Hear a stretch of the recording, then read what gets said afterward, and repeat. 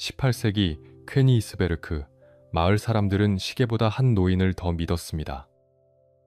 매일 오후가 되면 사람들은 창밖을 내다보며 회색 코트를 입은 작은 체구의 노인이 나타나기를 기다렸고, 그가 집 앞을 지나가는 순간 지금이 정확히 3시 30분이구나 라고 생각했습니다.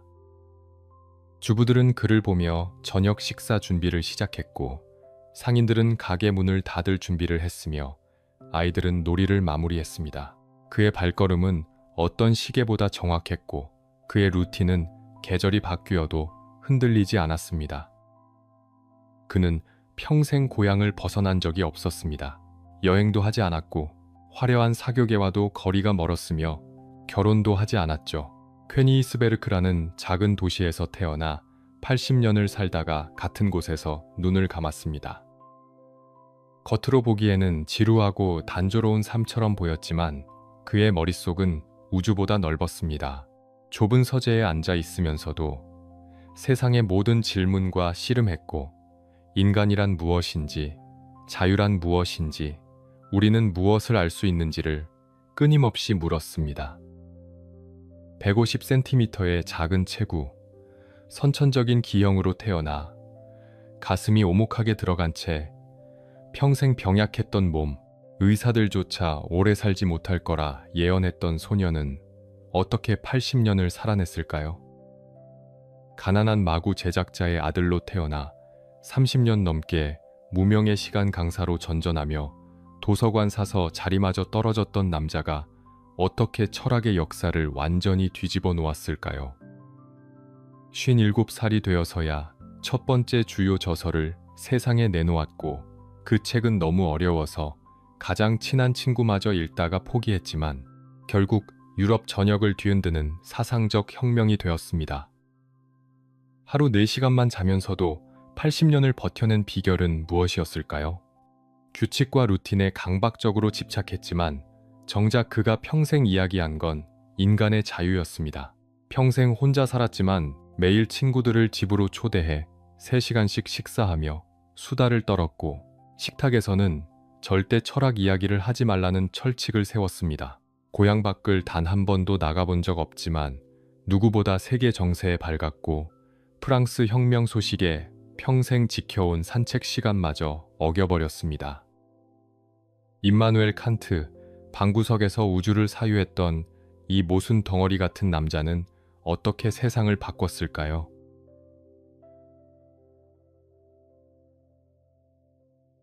(1724년 4월 22일) 퀘니이스베르크의 가난한 마구 제작자의 집에서 네 번째 아이가 태어났습니다. 아이는 너무 작고 약했기 때문에 가족들은 이 아이가 살아남을 수 있을지 확신하지 못했습니다. 실제로 그보다 먼저 태어난 형제들 중 일부는 이미 세상을 떠난 뒤였고, 당시에는 유아 사망률이 높았던 시대였기에 연약한 아기의 생존은 기적에 가까운 일이었습니다. 어머니 안나 레기나는 이번에도 아이를 잃을까봐 두려워하며 밤마다 무릎을 꿇고 기도했습니다. 아이의 이름은 임마누엘, 하느님이 우리와 함께 계시다는 뜻이었습니다. 하지만 하느님이 함께 계셨는지는 모르겠지만 아이의 몸은 분명 평범하지 않았습니다. 가슴이 오목하게 들어간 선천적 기형 때문에 호흡이 불편했고, 체구는 또래보다 훨씬 작았으며 조금만 뛰어도 숨이 차올랐습니다. 의사들은 고개를 저으며 이 아이가 성인이 될 때까지 살아남기 어려울 거라고 말했고, 가족들은 그저 하루하루를 버티며 아이를 지켜봤습니다. 어머니는 경건주의 신자였습니다. 화려한 의식이나 권위를 내세우는 교회를 믿지 않았고, 대신 개인의 내면적 신앙과 도덕적 실천을 중시하는 사람이었죠. 가난했지만 정직했고, 배우지 못했지만 지혜로웠으며, 약한 아들을 포기하지 않고 끝까지 돌봤습니다. 어머니는 어린 칸트를 데리고 자주 산책을 나갔는데 들판의 꽃과 하늘의 구름을 보여주며 세상의 아름다움을 가르쳤습니다. 칸트는 훗날 어머니에 대해 이렇게 회상했습니다. 어머니는 내게 최초의 도덕적 인상을 심어주었습니다. 내 마음을 자연의 아름다움에 열어주었으며 내 영혼을 깨우고 넓혀주었습니다. 나는 어머니를 결코 잊지 않을 것입니다. 라고 말이죠. 아버지 요한 게오르크는 과묵하고 성실한 장인이었습니다. 말은 적었지만 손재주가 뛰어났고 새벽부터 밤까지 마구를 만들며 가족을 먹여 살렸습니다. 가난한 집안이었지만 아버지는 자식들에게 교육만큼은 포기하지 않으려 했고 그 덕분에 칸트는 학교에 다닐 수 있었습니다.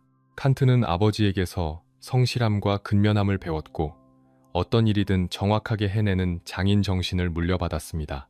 가난했지만 부정직하게 돈을 벌지 않았고 약속을 어기지 않았으며 자신의 일에 자부심을 가졌던 아버지의 모습은 훗날 칸트의 도덕 철학에도 깊이 스며들었습니다.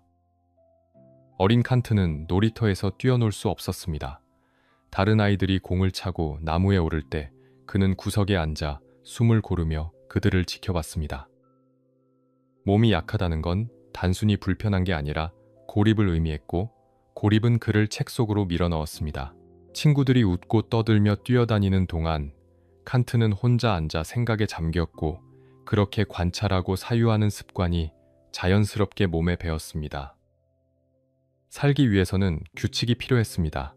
언제 일어나고 언제 먹고 언제 쉬어야 하는지를 정확히 지켜야만 이 연약한 몸을 유지할 수 있었으니까요. 1732년 8살의 칸트는 경건주의 학교인 프리드리히 김나지움에 입학했습니다. 라틴어와 신학을 중심으로 하는 엄격한 교육이었습니다. 학생들은 새벽부터 저녁까지 기도와 공부를 반복해야 했습니다.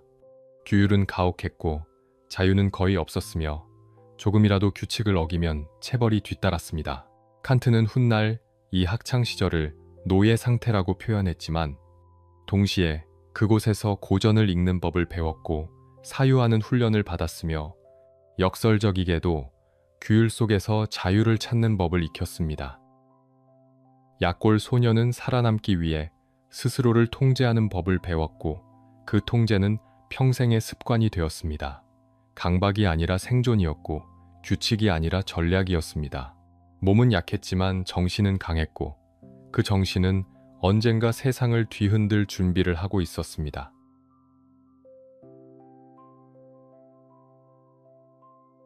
1740년 9월 16살의 칸트는 퀘니히스베르크 대학에 입학했습니다. 가난한 마구 제작자의 아들이 대학에 간다는 건 당시로서는 거의 기적에 가까운 일이었습니다. 학비를 댈 여유가 없었기 때문에 칸트는 장학금에 의지해야 했고 남들이 카페에서 수다를 떨 때 그는 도서관에 틀어박혀 책을 읽었습니다.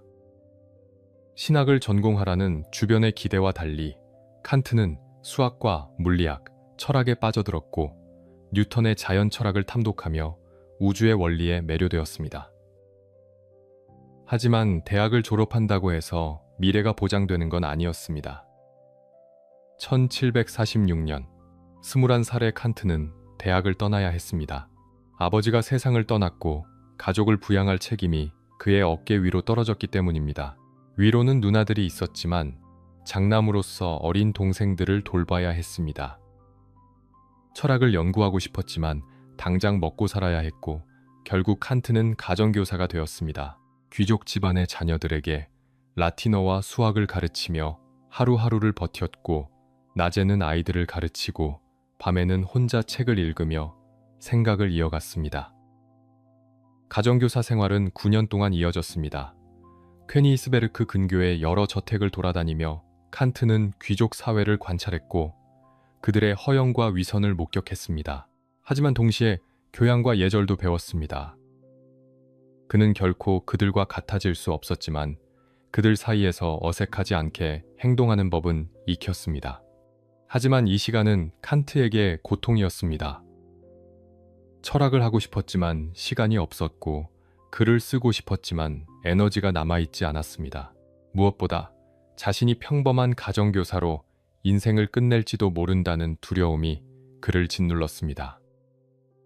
1755년 31살이 되어서야 칸트는 퀘니히스베르크 대학으로 돌아왔습니다. 첫 번째 저서를 출판했고 그것을 바탕으로 대학에서 강의할 자격을 얻었습니다. 하지만 이건 정식 교수직이 아니었습니다. 사강사라는 지위였는데 학교로부터 월급을 받는 게 아니라 학생들이 내는 수강료로만 생계를 유지해야 하는 불안정한 위치였습니다. 학생이 많이 오면 먹고 살 수 있었고 학생이 없으면 굶어야 했습니다. 칸트는 새벽 5시에 일어나 밤 10시에 잠들었고 그 사이에 강의를 준비하고 학생들을 가르치고 책을 읽고 글을 썼습니다.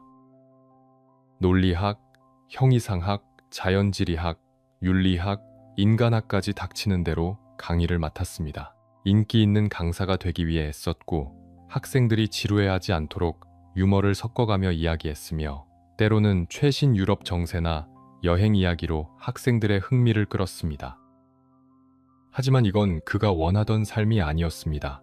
그는 자신만의 철학을 정립하고 싶었고 세상에 던질 질문을 준비하고 있었지만 생계 때문에 그 시간을 계속 미뤄야 했습니다. 1765년 41살의 칸트는 퀘니히스베르크 도서관 사서 자리에 지원했습니다. 안정적인 월급과 책에 둘러싸인 환경, 그리고 연구할 시간을 보장받을 수 있는 자리였습니다. 하지만 탈락했습니다. 41살의 시간 강사는 도서관에서조차 그를 원하지 않았습니다. 같은 해, 그는 정식 교수직에도 지원했지만 역시 떨어졌습니다. 젊은 학자들이 그보다 먼저 자리를 차지했고 칸트는 여전히 불안정한 사강사로 남았습니다. 주변 사람들은 칸트를 안타까워했습니다. 똑똑하고 성실하지만 운이 없는 사람, 재능은 있지만 빛을 보지 못하는 사람으로 여겼습니다. 하지만 칸트는 포기하지 않았습니다. 낮에는 학생들을 가르쳤고 밤에는 혼자 사유했으며 주말에는 친구들과 만나 토론했습니다. 그는 느렸지만 멈추지 않았습니다. 화려하지 않았지만 깊이 파고들었으며 세상이 알아주지 않아도 자신의 길을 걸었습니다. 30년의 무명생활, 그건 실패가 아니라 준비였습니다. 천재가 아니라 장인의 시간이었고 폭발이 아니라 축적의 과정이었습니다.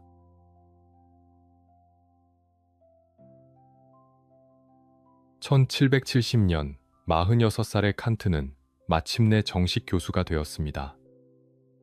30년 가까이 기다린 끝에 얻은 자리였지만 세상은 그를 주목하지 않았습니다. 그저 퀘니히스베르크 대학의 평범한 논리학 및 형이상학 교수일 뿐이었고 유럽 철학계에서 그의 이름은 여전히 낯설었습니다. 하지만 칸트는 이제 안정적인 월급을 받게 되었고 더 이상 학생 수를 걱정하지 않아도 되었으며 무엇보다 자신만의 철학을 정리할 시간을 갖게 되었습니다. 그리고 10년이 흘렀습니다. 1771년부터 1780년까지 칸트는 거의 침묵했습니다. 강의는 계속했지만 책을 출판하지 않았고 학회에 논문을 발표하지도 않았으며 대중 앞에 나서지도 않았습니다. 사람들은 궁금해했습니다. 그가 포기한 건지 아니면 더 이상 할 말이 없는 건지 알 수 없었습니다. 하지만 칸트의 서재에서는 조용한 혁명이 진행되고 있었습니다.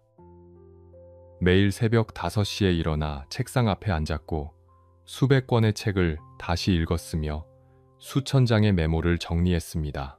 그는 세상의 모든 철학을 뒤집을 준비를 하고 있었습니다. 1781년 5월 57살의 칸트는 순수 이성 비판이라는 책을 출판했습니다. 800페이지가 넘는 방대한 분량에 문장은 복잡했고 개념은 난해했으며 구조는 미로처럼 얽혀 있었습니다.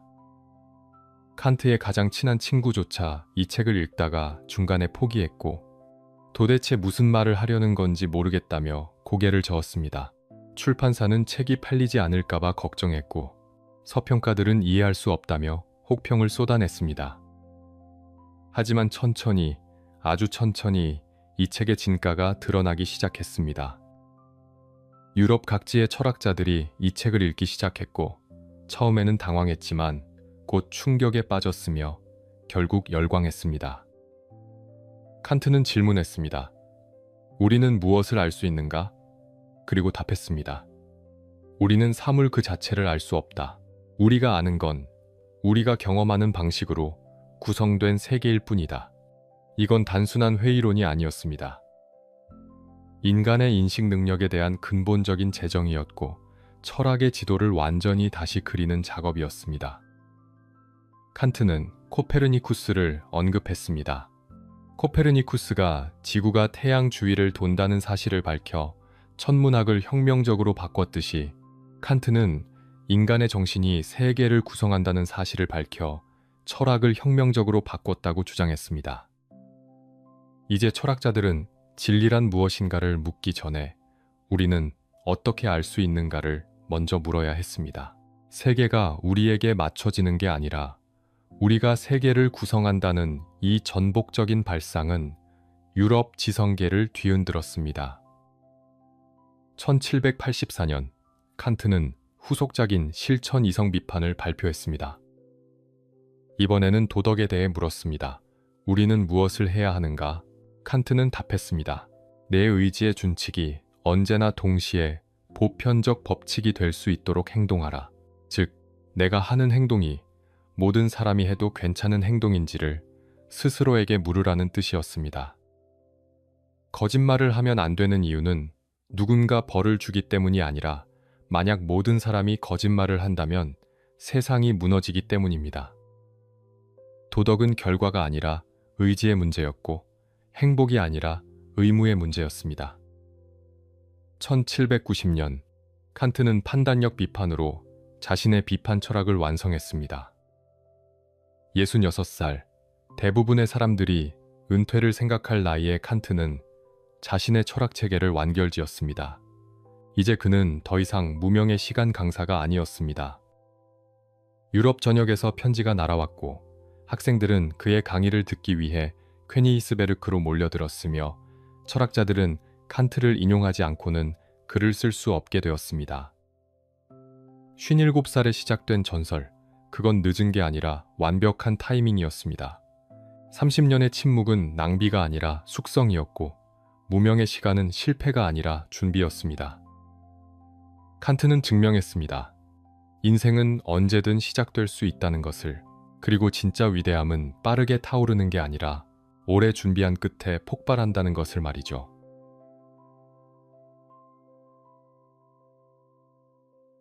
칸트의 하루는 시계처럼 정확했습니다.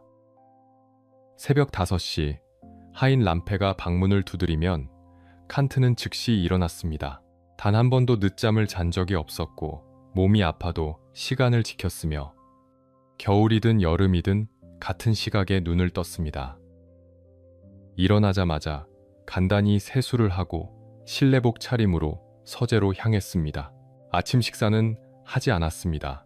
대신 담배 한 대를 피우며 하루를 시작했고 그 연기 속에서 생각을 정리했습니다. 5시부터 7시까지는 강의 준비 시간이었습니다. 그날 가르칠 내용을 검토하고 학생들에게 전달할 개념을 명확히 정리했으며 필요한 책들을 펼쳐놓고 메모를 추가했습니다. 7시가 되면 대학으로 향했고 7시부터 9시까지 강의를 했습니다. 칸트의 강의는 따분하지 않았습니다. 어려운 철학 개념을 일상의 언어로 풀어냈고 유머를 섞어가며 학생들을 웃게 만들었으며 때로는 최신 뉴스나 여행기를 인용하며 흥미를 끌었습니다. 학생들은 그의 강의실을 가득 채웠고 칸트는 교실 안에서만큼은 자유로웠습니다. 9시부터 1시까지는 집필 시간이었습니다. 서재로 돌아온 칸트는 책상 앞에 앉아 글을 썼습니다. 펜을 들고 종이 위에 문장을 새겨 넣었고 한 문장 한 문장을 정교하게 다듬었으며 단어 하나하나의 무게를 재며 사유를 이어갔습니다. 이 시간 동안 그 누구도 칸트를 방해할 수 없었습니다. 하인도 친구도 편지를 가져온 우체부조차 기다려야 했습니다. 칸트는 이 시간을 신성하게 여겼고 자신의 사상을 세상에 남기는 작업에 모든 에너지를 쏟아부었습니다. 오후 1시, 칸트의 하루에서 가장 중요한 시간이 시작되었습니다. 바로 점심 식사 시간이었습니다. 칸트는 하루 한 끼만 먹었지만 그 한 끼에 모든 것을 걸었습니다. 항상 서너 명의 친구를 초대했고 식탁은 음식과 대화로 가득 찼으며 식사는 3시간 가까이 이어졌습니다. 칸트에게는 철칙이 있었습니다. 식탁에서는 철학 이야기를 하지 마라. 대신 정치, 문학, 과학, 여행, 심지어 가십까지 모든 주제가 허용되었습니다. 칸트는 이야기를 들으며 웃었고 농담을 던지며 친구들을 즐겁게 했으며 세상 돌아가는 이야기에 귀를 기울였습니다. 식사가 끝나면 오후 3시 30분 칸트는 산책을 나갔습니다. 언제나 같은 코트를 입고 같은 지팡이를 들고 같은 길을 걸었습니다. 보리수 가로수 길을 따라 천천히 걸으며 생각에 잠겼고 주변 사람들을 관찰했으며 계절의 변화를 느꼈습니다. 산책 중에는 절대 말을 하지 않았습니다.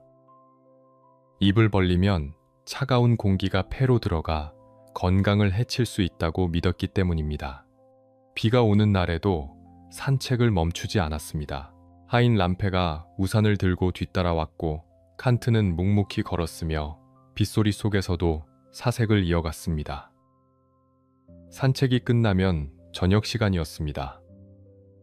집으로 돌아와 가벼운 독서를 하거나 편지를 읽었고 친구들과 나눴던 대화를 떠올리며 새로운 아이디어를 메모했습니다. 밤 10시가 되면 잠자리에 들었고 다음 날 새벽 5시까지 정확히 7시간을 잤습니다. 칸트는 수면을 과학처럼 계산했습니다. 너무 많이 자면 머리가 무거워지고 너무 적게 자면 사유할 에너지가 없다고 믿었기 때문에 7시간을 철칙으로 지켰습니다. 사람들은 물었습니다. 왜 이렇게 기계적으로 사는가? 칸트는 답했습니다. 규칙이 나를 자유롭게 한다. 몸이 약했기 때문에 규칙이 필요했습니다. 언제 일어나고, 언제 먹고, 언제 쉬어야 하는지를 미리 정해두지 않으면 몸이 버티지 못했습니다. 하지만 그 규칙 덕분에 칸트는 고통을 잊을 수 있었고 생각에 집중할 수 있었으며 80년을 살아낼 수 있었습니다. 규칙은 감옥이 아니라 보호막이었고 루틴은 제약이 아니라 자유의 조건이었습니다. 칸트는 역설을 살았습니다. 가장 엄격한 규칙 속에서 가장 자유로운 사유를 했고 가장 좁은 공간에서 가장 넓은 세계를 그렸으며 가장 단조로운 삶 속에서 가장 풍요로운 철학을 탄생시켰습니다. 그의 하루는 기계적이었지만 그 기계는 자유를 생산하는 엔진이었습니다.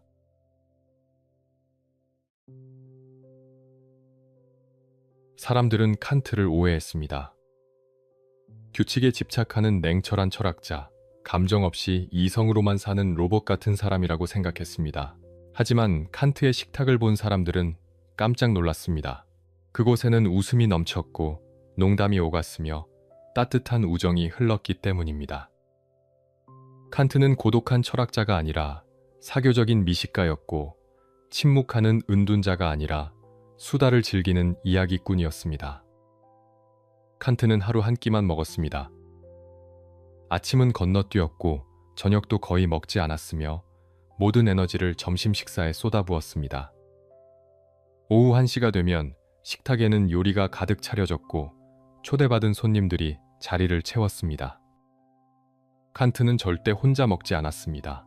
최소 3명, 많을 때는 5명의 친구를 초대했고 식사는 2시간 넘게 이어졌으며 그 시간 동안 대화는 끊이지 않았습니다. 손님 명단은 다채로웠습니다. 대학 동료 교수도 있었고 상인도 있었으며 군인도 있었고 여행가도 있었습니다. 칸트는 다양한 배경을 가진 사람들을 좋아했습니다.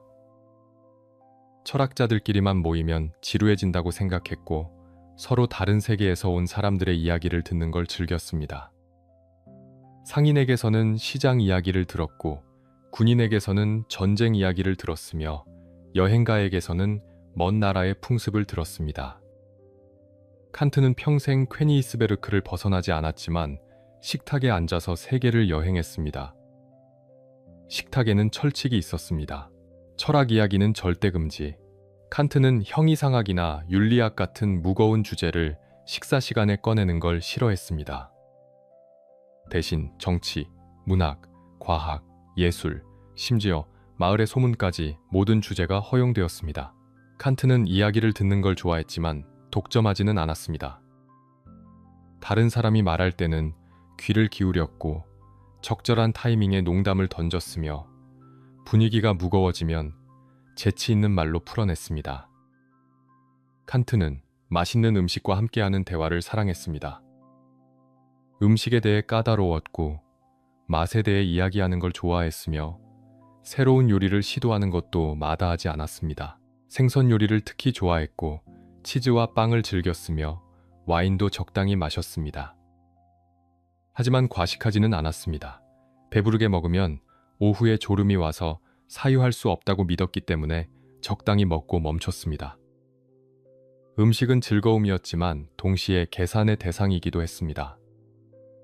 식사가 끝나갈 무렵 칸트는 종종 커피를 직접 내렸습니다. 손수 원두를 갈고 물의 온도를 확인하며 정성껏 한 잔 한 잔을 만들어 손님들에게 건넸습니다. 친구들은 칸트가 내린 커피를 마시며 이야기를 이어갔고 칸트는 그 모습을 바라보며 만족스러운 미소를 지었습니다.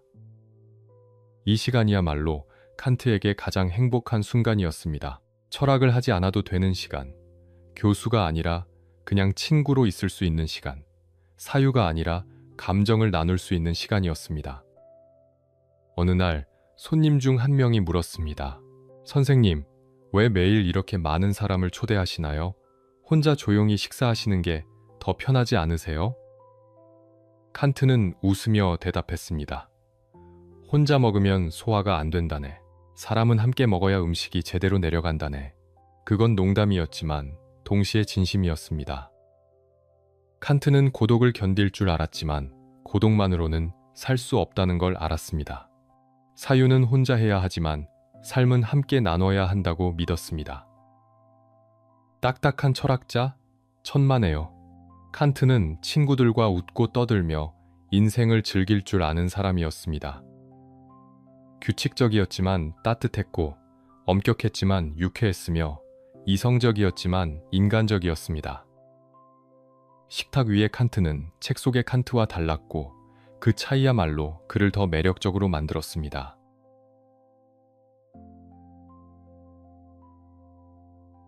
칸트는 평생 결혼하지 않았습니다.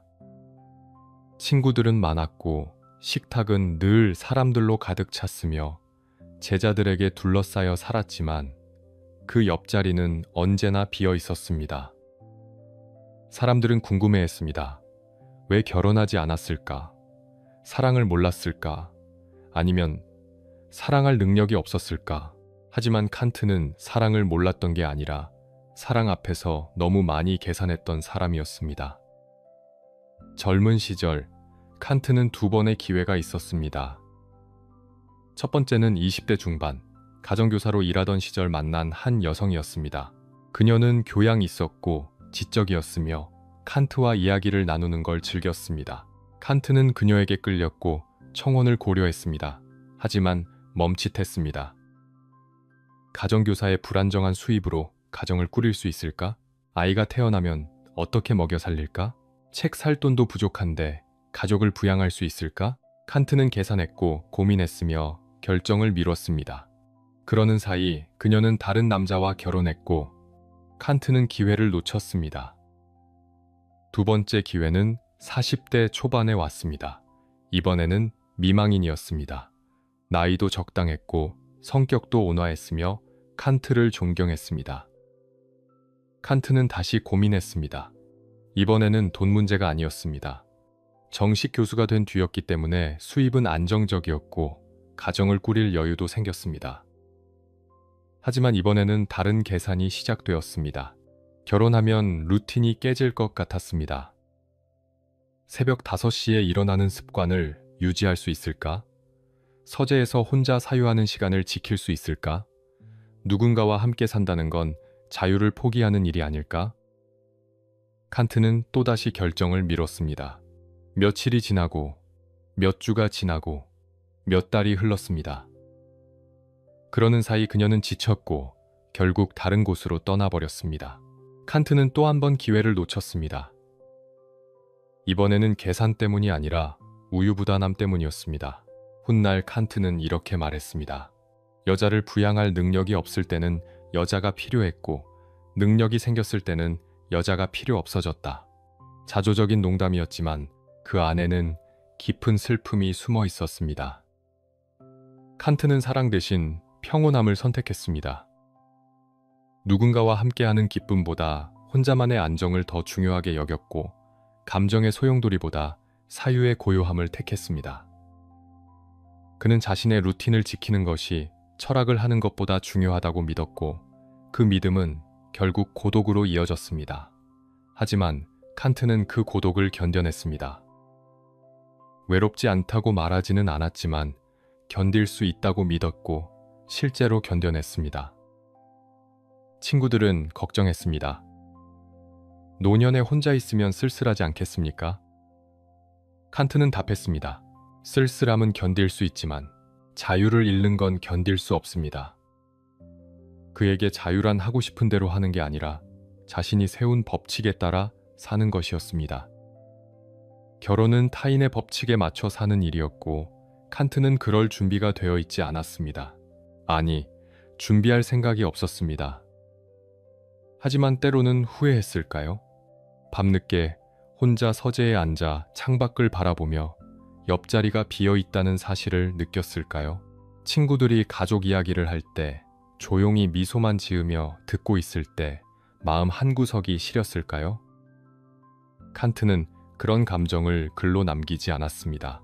하지만 그가 평생 친구들을 집으로 초대했던 이유, 혼자 식사하지 않으려 했던 이유, 매일 산책길에서 사람들을 관찰했던 이유는 아마도 그 빈자리를 채우려는 노력이었을지도 모릅니다. 완벽주의자가 치러야 했던 대가는 고독이었습니다. 모든 걸 계산하고, 모든 걸 통제하고, 모든 걸 예측하려 했던 사람은 결국 예측할 수 없는 것, 즉 사랑 앞에서 멈춰섰습니다. 그리고 그 자리에 평생 머물렀습니다. 혼자였지만 쓸쓸하지 않으려 애썼고, 외로웠지만 자유롭다고 믿었으며 빈자리를 인정하면서도 채우지 않았습니다.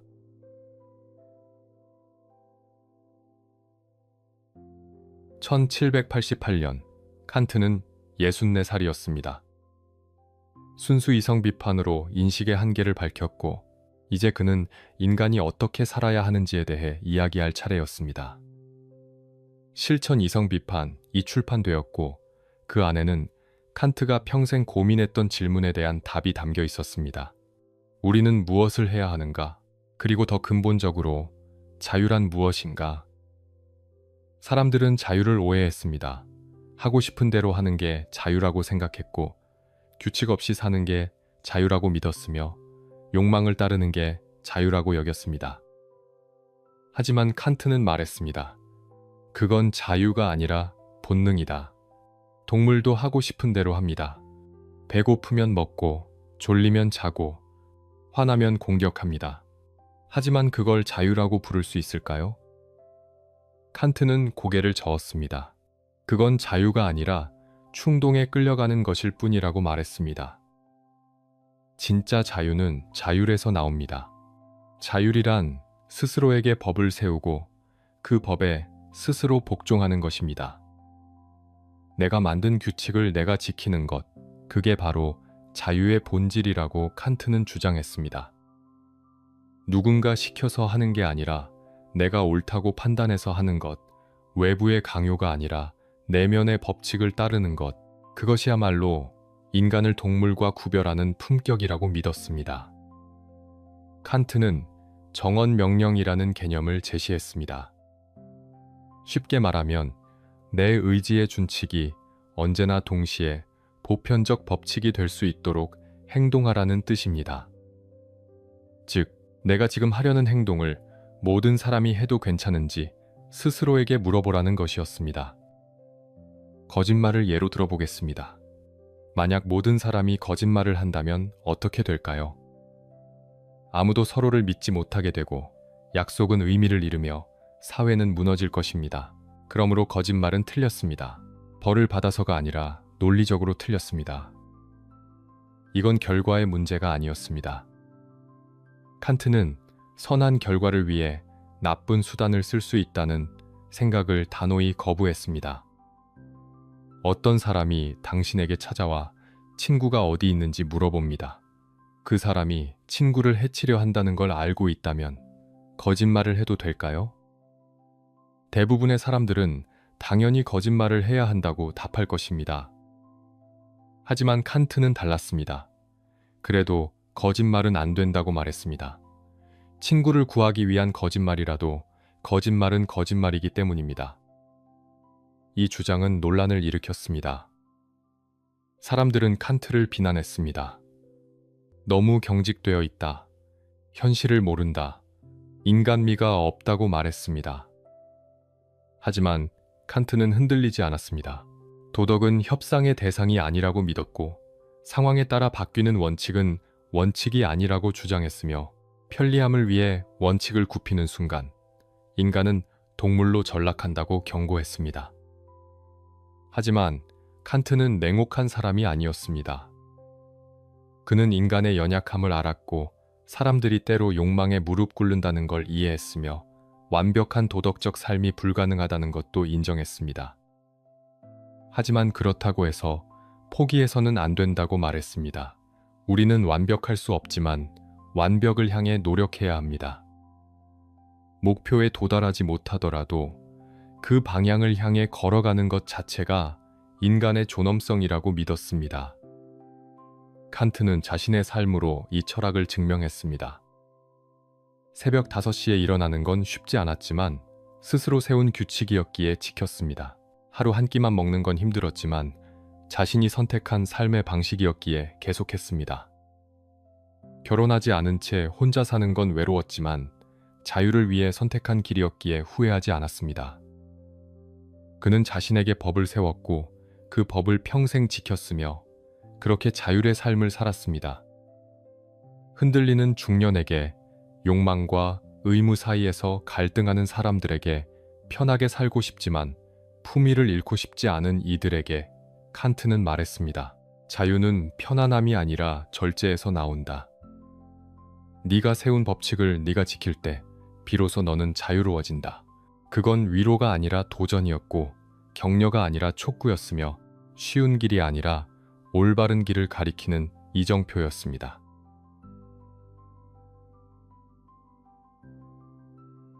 (1790년대) 칸트는 위험한 영역으로 들어섰습니다. 종교에 대해 글을 쓰기 시작했기 때문입니다. 이성의 한계 안에서의 종교라는 책에서 칸트는 주장했습니다. 진정한 종교는 의식이나 기적이 아니라 도덕적 실천이다. 교회에 가서 기도하고 성경을 외우고 성찬식에 참여하는 것만으로는 충분하지 않다고 말했습니다. 중요한 건 일상에서 어떻게 행동하는가, 타인을 어떻게 대하는가, 자신의 의무를 다하는가였습니다. 이 주장은 프로이센 왕실을 자극했습니다. 당시 프로이센은 프리드리히 빌헬름 2세가 통치하고 있었는데 그는 아버지인 프리드리히 대왕과 달리 보수적이고 권위적인 인물이었습니다. 왕은 교회의 권위를 강화하려 했고 종교적 회의론을 탄압하려 했으며 지식인들의 자유로운 발언을 억압하려 했습니다. 칸트의 책은 왕의 눈에 거슬렸고 곧 문제가 되었습니다. 1794년 10월 칸트는 왕실로부터 편지를 받았습니다. 종교부 장관이 보낸 경고장이었습니다. 당신의 최근 저술은 성경과 기독교 교리를 왜곡하고 있으며 국가의 질서를 해치고 있다. 즉시 이러한 활동을 중단하고 앞으로 종교에 관한 글을 쓰지 말 것을 명한다. 이를 어길 경우 불쾌한 조치가 뒤따를 것이다. 협박이었습니다. 명백한 검열이었고 사상의 자유에 대한 침해였습니다. 칸트는 70살이었습니다. 나이 들고 몸도 약했으며 왕과 싸울 만한 힘도 없었습니다. 주변 사람들은 걱정했습니다. 순응하십시오. 더 이상 종교에 대해 쓰지 마십시오. 지금까지 쌓은 명성을 지키십시오. 하지만 칸트는 딜레마에 빠졌습니다. 순응하면 안전하지만 신념을 포기해야 했고 저항하면 신념을 지킬 수 있지만 처벌을 받을 수 있었습니다. 칸트는 영리한 타협안을 찾아냈습니다. 왕에게 답장을 보냈습니다.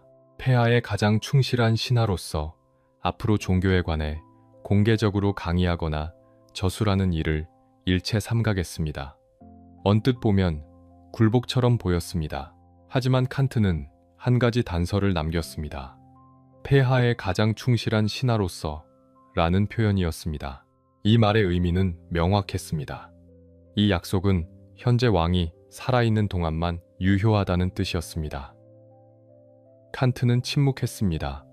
더 이상 종교에 대해 글을 쓰지 않았고 강의에서도 조심스럽게 말했으며 공개적으로 왕을 비판하지 않았습니다. 하지만 개인적으로는 계속 생각했고 메모를 남겼으며 언젠가 다시 쓸 날을 기다렸습니다. 1797년 프리드리히 빌헬름 2세가 세상을 떠났습니다. 칸트는 기다렸습니다. 그리고 새로운 왕이 즉위하자 조용히 펜을 들었습니다. 약속은 지켰습니다. 하지만 자유도 지켰습니다. 이 사건은 칸트의 철학과 정확히 일치했습니다. 그는 공적 영역에서는 자유롭게 말할 권리가 있어야 한다고 주장했지만 동시에 사적 영역에서는 질서를 따라야 한다고도 말했습니다. 왕의 명령을 공개적으로 거부하지는 않았지만 자신의 사상을 포기하지도 않았습니다. 굴복하지 않으면서도 충돌을 피했고 신념을 지키면서도 전략적으로 행동했습니다. 친구들은 칸트에게 물었습니다. 왕에게 거짓말을 한 게 아닙니까? 선생님은 거짓말을 절대 하면 안 된다고 하지 않으셨습니까? 칸트는 미소 지으며 답했습니다. 나는 거짓말하지 않았네. 나는 정확히 약속한 대로 했네. 그 왕이 살아있는 동안은 쓰지 않았으니까. 친구들은 웃었고 칸트도 웃었습니다. 원칙을 지키면서도 현명하게 살아남는 법. 그게 바로 칸트가 보여준 지혜였습니다. 늙은 철학자는 조용한 용기를 보여줬습니다. 거리에서 소리치지 않았지만 굴복하지도 않았고 순교하지 않았지만 신념을 포기하지도 않았으며 권력에 맞서 싸우지 않았지만 권력에 무릎 꿇지도 않았습니다. 칸트는 증명했습니다. 용기란 반드시 크게 외치는 게 아니라 때로는 조용히 버티는 것이고 저항이란 반드시 정면 충돌이 아니라 때로는 영리하게 살아남는 것이라는 걸 말이죠. 펜은 칼보다 강하다고 했습니다. 하지만 칸트는 보여줬습니다. 펜은 때로 칼을 피할 줄도 알아야 하고 전투는 이기는 것보다 살아남는 게 먼저라는 것을, 그리고 진짜 승리는 한 번의 전투가 아니라 긴 시간을 견뎌내는 것이라는 걸 말이죠.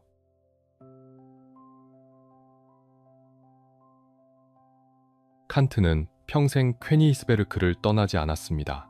가장 먼 여행이라고 해봐야 고향에서 50km 떨어진 곳이 전부였고 바다를 본 적도 없었으며 산을 넘어본 적도 없었습니다. 친구들은 권했습니다. 파리를 가보십시오. 런던을 가보십시오. 세상이 얼마나 넓은지 직접 보십시오. 하지만 칸트는 고개를 저었습니다. 여행은 책으로 충분하다고 말했습니다. 하지만 칸트는 세상 물정을 모르는 은둔자가 아니었습니다. 오히려 누구보다 세계 정세에 밝았고 유럽의 정치를 예리하게 분석했으며 시대의 흐름을 정확히 읽어냈습니다. 어떻게 그게 가능했을까요? 신문이었습니다. 칸트는 매일 신문을 읽었습니다. 프랑스 신문, 영국 신문, 독일 여러 도시의 신문들을 구독했고 아침이면 가장 먼저 신문을 펼쳐 세상 돌아가는 이야기를 확인했습니다. 친구들과의 식사 시간에는 최신 뉴스를 화제로 삼았고 정치 상황을 분석하며 토론했으며 멀리서 일어나는 사건들을 자신의 철학과 연결시켰습니다. 1789년 프랑스 혁명이 일어났습니다.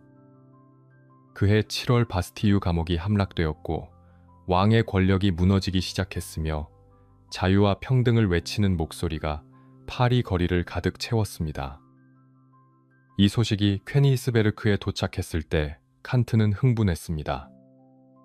평생 감정을 드러내지 않던 철학자가 눈을 빛냈고 신문을 손에 쥔 채 서재를 오갔으며 친구들에게 이 혁명의 의미를 열정적으로 설명했습니다. 칸트는 프랑스 혁명을 지지했습니다. 왕의 권력이 신으로부터 온다는 생각을 거부했고 인간은 스스로 법을 만들고 스스로 통치할 권리가 있다고 믿었으며 자유와 평등은 은혜가 아니라 권리라고 주장했습니다. 하지만 동시에 혁명의 폭력성을 우려했습니다. 단두대에서 목이 잘리는 사람들, 거리에서 벌어지는 학살, 복수와 증오로 번져가는 혁명의 어두운 면을 보며 칸트는 슬퍼했습니다. 자유는 옳지만 방법이 틀렸다고 생각했습니다. 어느 날 칸트는 혁명 소식에 너무 빠져든 나머지 평생 지켜온 산책 시간을 어겼습니다. 오후 3시 30분 마을 사람들은 창밖을 내다봤지만 회색 코트의 노인이 나타나지 않았습니다. 사람들은 놀랐습니다. 칸트 선생님이 아프신가? 무슨 일이라도 생긴 건 아닐까? 하지만 칸트는 아프지 않았습니다. 서재에서 프랑스 혁명에 관한 신문 기사를 읽고 있었을 뿐이었습니다. 80년 인생에서 루틴을 깬 건 단 몇 번뿐이었는데 그중 하나가 바로 프랑스 혁명 소식을 읽던 날이었습니다. 칸트는 루소의 책을 좋아했습니다. 사회계약론과 에밀을 읽으며 깊은 감명을 받았고 인간의 자연스러운 선함과 사회의 부패에 대한 루소의 통찰에 공감했습니다. 시간이 흐른 후 칸트는 루소의 책을 읽다가 너무 몰입한 나머지 또다시 산책을 잊어버렸습니다. 마을 사람들은 다시 한번 놀랐고 친구들은 칸트에게 물었습니다. 도대체 무슨 책이길래 산책도 잊으셨습니까? 칸트는 답했습니다. 루소가 나를 바로잡아 주었네. 나는 학문을 경멸하고 있었는데 루소가 나를 인간으로 돌아오게 해주었네. 칸트는 몸은 방 안에 있었지만 정신은 세계 시민이었습니다. 퀘니스베르크라는 작은 도시에서 평생을 살았지만 그의 생각은 국경을 넘었고 그의 철학은 시대를 넘었으며 그의 영향력은 대륙을 넘었습니다. 여행을 하지 않아도 세상을 이해할 수 있었고 전쟁터에 가지 않아도 평화를 논할 수 있었으며 혁명 현장에 없었어도 자유를 옹호할 수 있었습니다. 1795년 칸트는 영구 평화론을 발표했습니다. 전쟁을 끝내고 항구적인 평화를 이루기 위한 방안을 제시한 책이었습니다. 각 나라는 공화정을 채택해야 하고 국제법을 존중해야 하며 상비군을 폐지해야 한다고 주장했습니다. 현실적으로 불가능해 보이는 이상이었지만 칸트는 포기하지 않았습니다. 도달할 수 없다고 해서 포기해서는 안 된다. 이상은 우리가 나아가야 할 방향을 보여준다고 말했습니다. 방구석의 혁명가 칸트는 총을 들지 않았지만 사상으로 싸웠고 거리로 나가지 않았지만 펜으로 혁명을 지지했으며 세상을 여행하지 않았지만 세상을 바꾸는 생각을 남겼습니다. 몸은 퀘니스베르크에 하지만 정신은 어디에도 묶이지 않았습니다.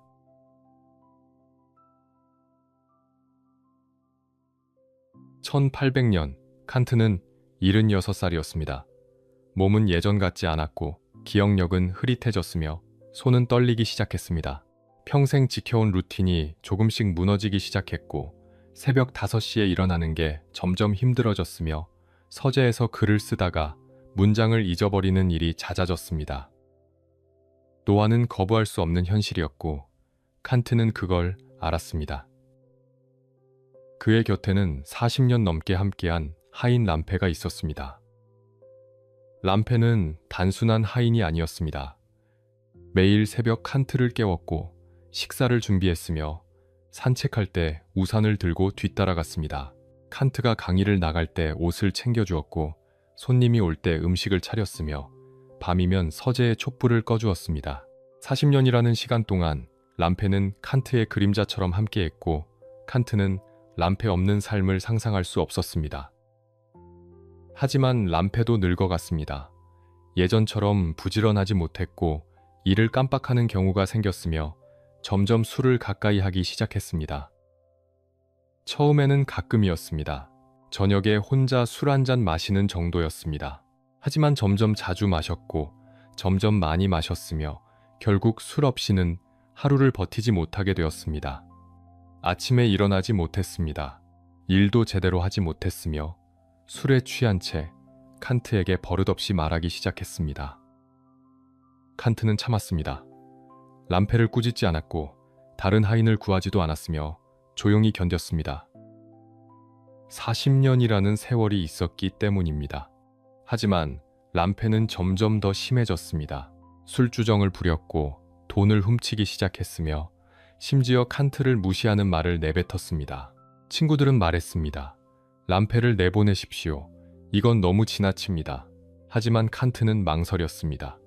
40년을 함께한 사람을 어떻게 내칠 수 있을까? 그가 없으면 누가 자신을 돌봐줄까? 1802년 칸트는 결심했습니다. 더 이상 참을 수 없었습니다.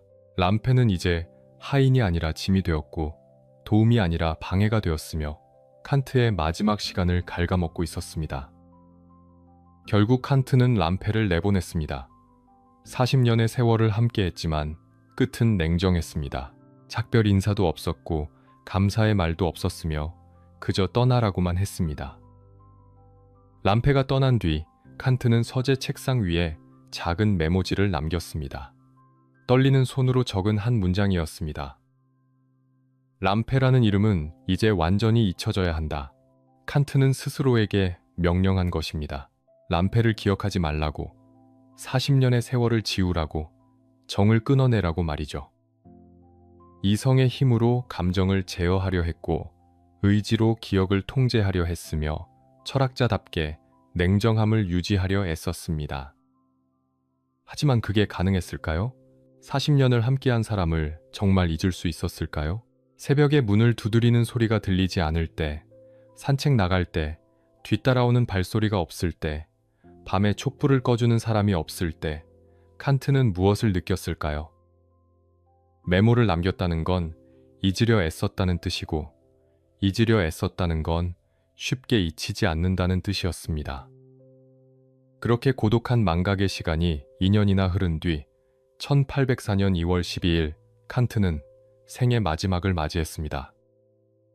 침대에 누워 숨을 헐떡였고 의사와 친구들이 곁을 지켰지만 의식은 점점 희미해졌습니다.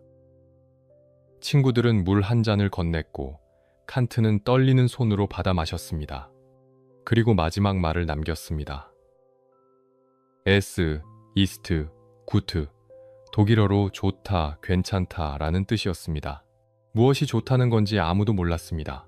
인생이 좋았다는 건지, 이제 끝나서 좋다는 건지, 아니면 그저 모든 게 괜찮다는 뜻이었는지 알 수 없었습니다.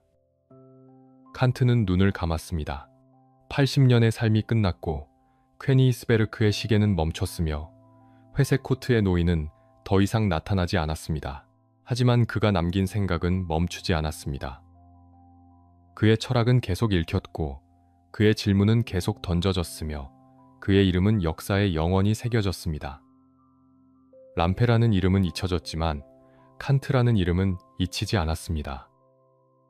위대한 지성의 마지막은 쓸쓸했지만 품이 있었고 고독했지만 당당했으며 슬펐지만 아름다웠습니다. 칸트는 마지막까지 칸트였습니다. 이성으로 살려 했고 규칙을 지키려 했으며 자유롭게 죽으려 했습니다.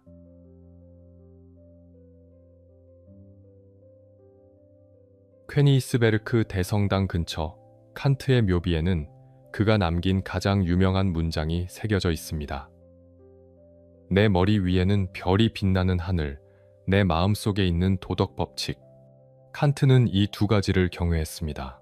밤하늘의 별은 우주의 질서를 보여주었고 마음속의 도덕 법칙은 인간의 존엄을 증명했습니다. 하나는 밖을 향한 경이었고 다른 하나는 안을 향한 경이었습니다.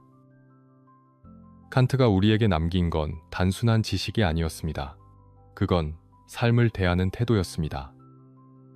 150cm의 작은 책으로 80년을 살아냈던 그 끈기, 30년의 무명 생활을 견뎌내며 포기하지 않았던 그 인내, 57살에 첫 책을 내며 늦지 않았다고 증명했던 그 용기가 우리에게 말합니다. 시작하기에 늦은 나이는 없다고, 준비하는 시간은 낭비가 아니라고, 천천히 가도 괜찮다고 말이죠. 칸트는 자유를 이야기했지만 방종을 경계했습니다. 하고 싶은 대로 사는 게 아니라 스스로 세운 법칙에 따라 사는 것이 진짜 자유라고 가르쳤습니다. 매일 새벽 5시에 일어나는 건 강요가 아니라 선택이었고 하루 한 끼만 먹는 건 제약이 아니라 전략이었으며 평생 혼자 산 건 외로움이 아니라 자율이었습니다. 규칙이 그를 가두지 않았습니다. 오히려 규칙이 그를 자유롭게 만들었습니다. 우리는 종종 타협합니다. 조금만 거짓말해도 괜찮다고, 이번 한 번만 원칙을 어겨도 괜찮다고, 나만 그러는 게 아니니 괜찮다고 스스로를 설득합니다. 하지만 칸트는 묻습니다. 모든 사람이 그렇게 해도 괜찮은가? 그 질문 앞에서 우리는 멈춥니다. 칸트는 쉬운 길을 알려주지 않습니다. 대신 옳은 길을 가리킵니다. 편안한 답이 아니라 정직한 질문을 던집니다. 칸트는 혼자였지만 고립되지 않았습니다. 매일 친구들을 초대했고 세상 돌아가는 이야기를 나눴으며 식탁에서 웃고 떠들며 인간으로 살았습니다. 철학자이기 전에 친구였고 교수이기 전에 이웃이었으며 사상가이기 전에 사람이었습니다. 그는 증명했습니다. 위대한 생각도 결국 사람 사이에서 나온다는 것을, 고독한 사유도 따뜻한 우정이 필요하다는 것을 말이죠. 람페를 내보내며 남긴 메모. 람페라는 이름은 완전히 잊혀져야 한다는 이성의 명령이었지만 동시에 감정의 고백이기도 했습니다. 잊으려 애쓴다는 건 잊히지 않는다는 뜻이고, 잊어야 한다고 쓴다는 건 아직 기억하고 있다는 뜻입니다. 칸트도 인간이었습니다. 이성으로 모든 걸 통제할 수 없었고, 원칙으로 모든 감정을 제어할 수 없었으며, 마지막까지 완벽할 수 없었습니다. 하지만 그 불완전함이 오히려 그를 우리와 가깝게 만듭니다. S, 이스트, 구트, 좋다, 괜찮다. 칸트의 마지막 말은 긍정이었습니다. 완벽하지 않았지만 최선을 다했고, 화려하지 않았지만 정직하게 살았으며, 행복하지 않았을지 몰라도 품위를 지켰습니다. 그래서 좋았습니다. 80년의 삶이 퀘니 히스베르크라는 작은 도시에서 보낸 시간이, 방 안에서 사유했던 모든 순간이 좋았습니다. 지금 늦었다고 생각하는 당신에게, 시작할 용기가 없는 당신에게, 규칙 없이 흔들리는 당신에게 칸트는 말합니다. 늦지 않았다고, 준비하는 시간도 인생이라고, 자유는 규칙 속에서 온다고 말이죠. 150cm의 작은 거인이 80년으로 증명한 이야기입니다. 방구석에서도 세상을 바꿀 수 있고, 혼자여도 위대할 수 있으며, 늦어도 시작할 수 있다는 것을 말이죠. 별은 여전히 빛나고, 도덕 법칙은 여전히 우리 안에 있습니다. 지금 이 순간 늦었다고 생각하며 망설이고 계신가요? 칸트는 57살에 시작했습니다. 당신의 시작도 지금부터입니다. 오늘 하루 당신만의 규칙을 하나 세워보세요. 그 작은 규칙이 당신을 자유롭게 만들 겁니다. 이 이야기가 당신에게 작은 위로가 되었기를 바랍니다. 이 채널이 도움이 되셨다면 구독과 좋아요로 응원해주세요. 다음에도 의미 있는 이야기로 찾아뵙겠습니다. 들어주셔서 감사합니다.